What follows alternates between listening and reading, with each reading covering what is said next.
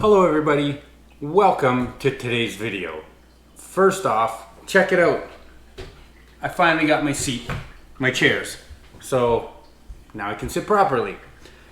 Today, got a couple of mead tastings for you.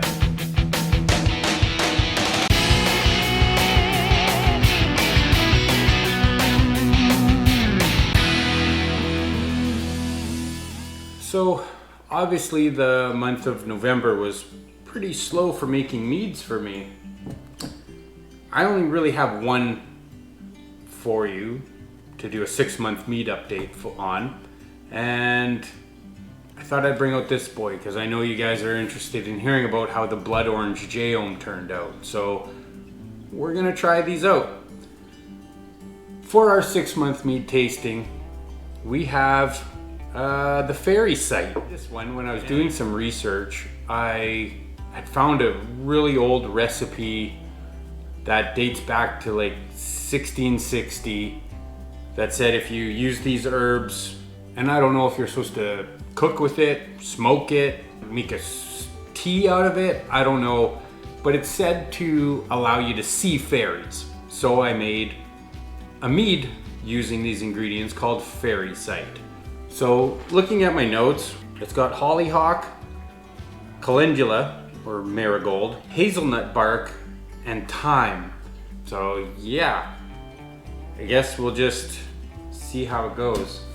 It ended up coming out to 13.65%. I can't remember what I back sweetened it to because yeah, I didn't write it down anywhere.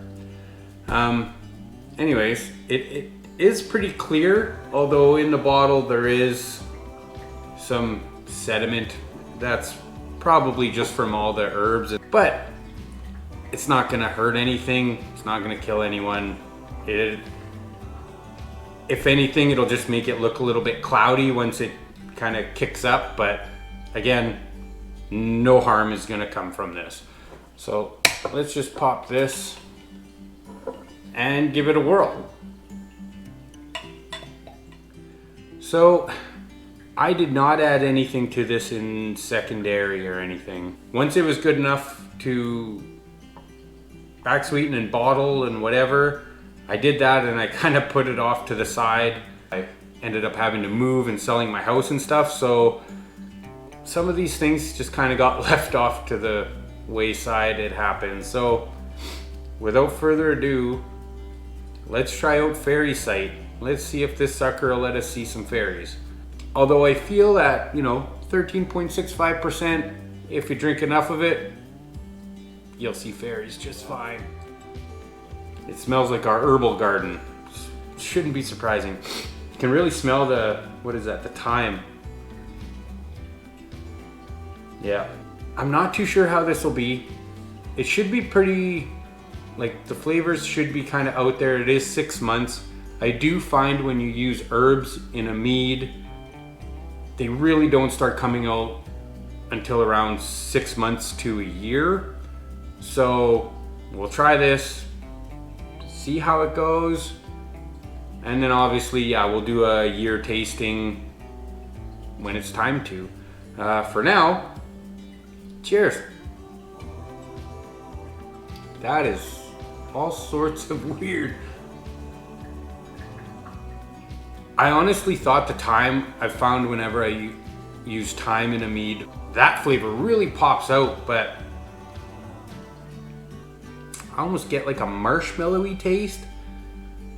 A part of me wants to think that's due to the hollyhock. If I'm correct, they are from the mallow family. I don't know. Anyways. It's not too sweet, but it's not super dry either. It's that marshmallowy type of flavor, not this. How do I explain this? It's just kind of neat. I kind of like that. I think it might taste a little better if it was chilled. That's something I'll have to try. Maybe have this on ice. All in all, not too bad at all. I really didn't know what to expect with this one. I just kind of thought it'd be honestly something interesting to try, and And well, if you know me, I like trying some weird and interesting things. I really don't think there's that much that's off limits. So I am going to finish this and probably puzzle for a while, all the different flavors. There's a lot in there. I'm really thinking come a year that those flavors are really gonna come out. So I'm actually quite excited for the 1 year tasting of this. But I'm gonna finish this and then we're gonna move on to the Blood Orange Jaom. So the Blood Orange Jaom. As you can tell, it's still sitting in a carboy. This is due to something we like to just call laziness. It's as simple as that. I just haven't quite gotten to bottling it yet, and whatever, to me it's not really that big of a deal. I will have to bottle it soon though, because as you can see there's a lot of head space and we don't really want that. But I got my fantastic turkey baster here, so I'm gonna steal a little bit out of the carboy and we're gonna give this a whirl. So, look at that color. That is beautiful. This is just a basic Jaom recipe.